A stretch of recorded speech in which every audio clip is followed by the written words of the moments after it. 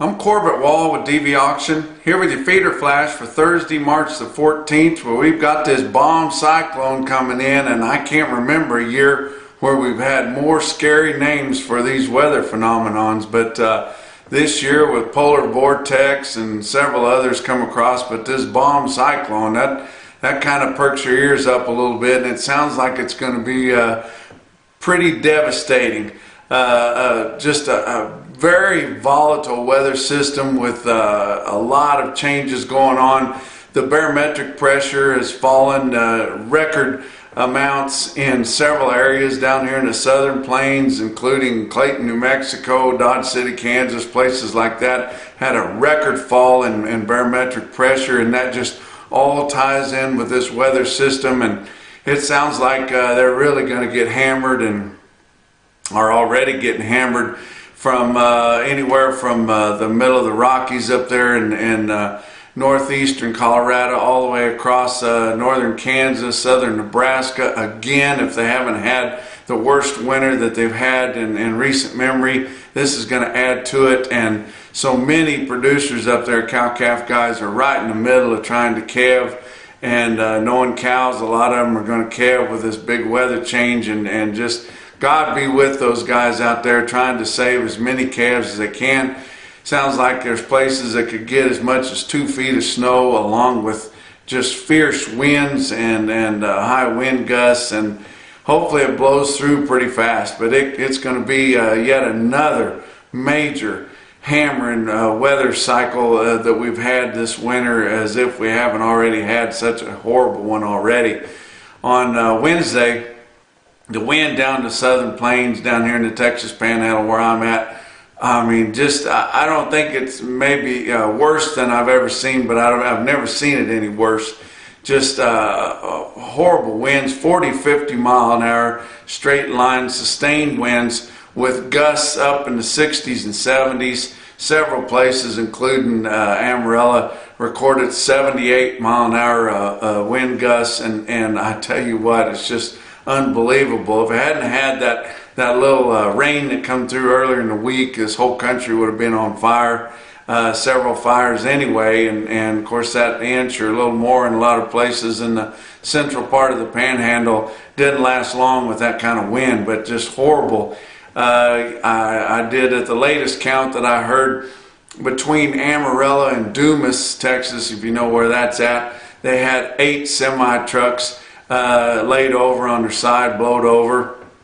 I heard a guy said there was a half a dozen trucks that was hauling cattle for Tyson of Amarillo, cattle trucks that got laid over, going back for another load, and I tell you what, it is just one of the most miserable days that you can remember. And was out doing a little crop touring during the day on Wednesday, and I will say that the wheat greened up overnight. That inch of rain that got the first measurable moisture of any kind we've seen since early last fall, it's amazing how fast that wheat can green up, and it did green up, and some of it so green on Wednesday afternoon it hurt your eyes to look at it. But I did take this picture here. These are Mexican cattle out on some wheat and in the Texas Panhandle there. If you look at the quality of these Mexican cattle now, they're as good as a lot of your Okie type cattle have been in the past. Maybe not up to the specs of what some of our native cattle are now, but still pretty darn good cattle for Mexican cattle. And I know for a fact that the guy that owned these cattle there, they're mostly farmers. Years ago they had a lot of cowboys that worked for them to help them straighten up their cattle.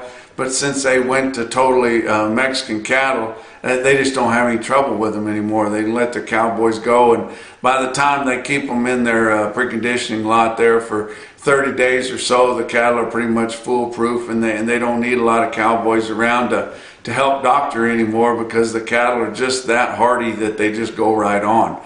But let's look at the markets for Wednesday. Your board April live cattle futures up 2 cents at 126.67, and if we do have some solace in the market, our speculators, our fund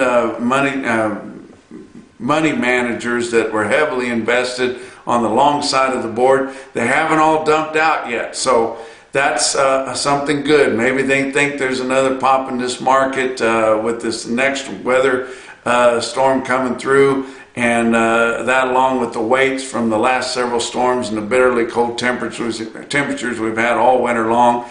Maybe they think there's another bounce in this market, but they haven't all dumped out yet. So that's something good. Your June contract's up 65 cents at 119.32. March feeder cattle up a quarter at 141.55, and April down 27 cents at 144.12. Your fat cattle trade, a lot more of your cattle feeders, the few that sell negotiated cash, did go ahead and bite on the basis. Been a long time since they've had a basis of any kind, and even though it was a few cents, it was better than the negative basis they've been working on for the last few months. And several of your negotiated cash sellers, including consolidated beef producers to a certain extent, did sell in the southern plains, Texas and Kansas especially, at 127. Don't know how much the storm moving in played a part in that, but that's $1 lower. And you just think how this thing has changed. For the last month, we knew we were getting into the time of year. We needed to make hay and gain some market position on this fat cattle trade. And your cattle sellers were really pushing, trying to gain ground on there, waving off lower bids, demanding more money, willing to just hold their show list if they didn't get more money. And it's been quite a fight here for the last month. And now suddenly you see guys just grabbing at the $1 lower market on a Wednesday, like it was candy. And that just goes to show you who's the king of the hill. And it's definitely these Packers, and they always get things going their way in the end. Did have a few sales in Iowa at 203 to 206. Nebraska sold about 9,500 head, 203 mostly, and mostly 127. So the market's established for this week so far. I assume there'll be a few more trades the rest of the week, but it'll be from 127, maybe some 126 up north, and 203 to 204 for the most part. Box beef cutout values kind of leveled off here middle part of the week. I had seen some big gains last week and early this week, but on Wednesday afternoon your choice cuts are at 228.24, up just 2 cents, and selects at 219.28, down $1.07.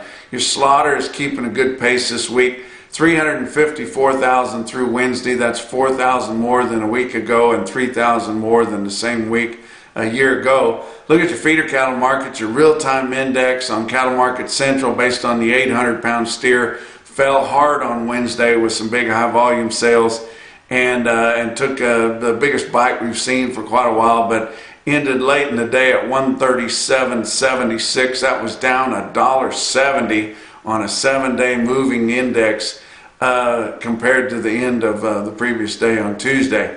Look at your big sales on Wednesday. OKC West, El Reno, Oklahoma, 14,350 head for the 2-day sale.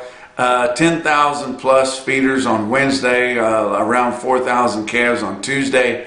But a big run of yearling feeders on Wednesday. Talked to the guys there. Several long strings of cattle coming off wheat, and a lot of them carrying some flesh, and some of your background cattle carrying some mud.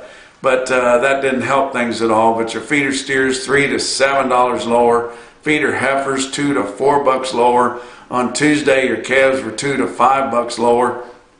Did see one very impressive quote there on some thin black stalker type steers that had some weight to them, but 87 head of 795 pound fancy thin blacks at 144.75, and that's a pretty good clip there. And if you get some cattle that look like they still got some go to them on some grazing, they'll bring it, and that'll continue as we work on closer into the spring. But another big sale on Wednesday was Dodge City, Kansas. Winter livestock at 3,000 head there. Feeder cattle there, steady to mostly $3 lower, except for some of those kind of two-way cattle. And I'm not talking about slaughter or feeder cattle. I'm talking about stalker or feeder cattle. Some few feeder steers, they were weighing 650 to 750 that could possibly be turned out if they had the right condition. they were $3 to $4 higher than a week ago. But an individual quote out of Dodge City had 61 head of 689 pound steers at $152.50. And that's your feeder flash for Thursday.